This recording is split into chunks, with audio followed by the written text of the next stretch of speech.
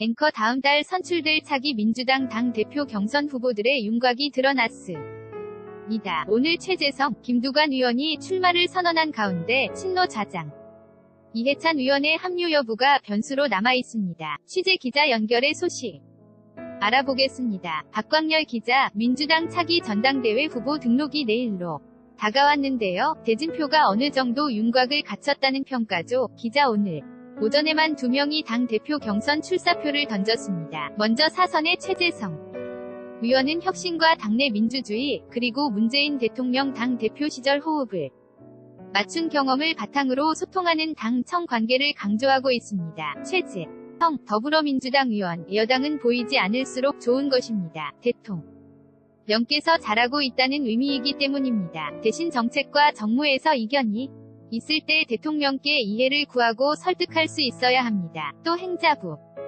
장관과 경남도지사를 지낸 초선 김두관 의원 역시 전략공천 폐지로 당내분 열주의를 없애고 야당과의 개혁연대 강화로 문재인 정부의 성공을 뒷받침하겠다며 출사표를 던졌습니다. 여전히 출마 여부를 저울질하는 친노 좌장 이해찬 의원을 빼면 대진표가 어느 정도 나온 셈인데요. 유력하게 거론됐던 김부겸, 박영선, 전해철 의원 등의 불출마로 후보는 10명을 넘지 않을 전망입니다. 이미 출마 선언을 한 박범계, 김진표, 송영길 위원회, 이종걸, 이인영 의원 정도가 추가로 합류할 것으로 보입니다. 앵커 김병준 비대위, 가 닻을 올린 한국당 이야기를 해보죠. 비대위원 몇 면에 관심이 쏠리고 있죠. 기자 앞서 김 위원장은 대략적인 비대위원 선임 계획을 밝혔는데요. 당연직인 원내대표와 정책위의장, 거기에 초재선 의원 2명을 뺀 나머지는 일반 시민이나 시민단체 인사로 채우겠다고 언급했습니다.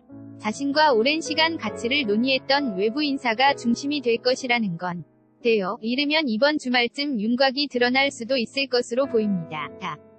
다만 당내 일부에서 김 위원장의 정치적 성향에 좌편향이라는 시각도 있는 만큼 인선 내용에 따라 코드 인사 반발 가능성도 존재합니다. 이런 가운데 오늘 오전에는 한병도 청와대 정무수석이 김 위원장을 찾아 정책으로 경쟁하는 야당을 바란다고 덕담을 건넸습니다. 한병도 청와대 정무수석 우리 정치도 진보, 보수를 넘어서 정책과 가치로 경쟁하는 그런 정치 문화가 정착되기를 희망합니다. 한 수석은 예방 뒤 기자들과 만나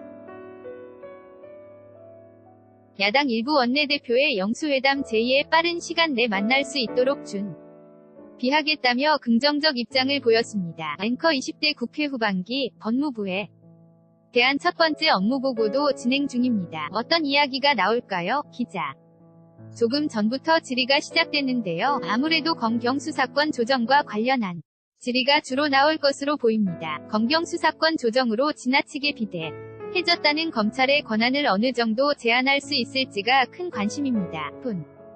만 아니라 민주당 의원들은 재판거래 의혹이 있는 양승태 사법부에 대한 검찰 수사가 신속하고 철저하게 이뤄질 수 있도록 촉구할 것으로 보입니다.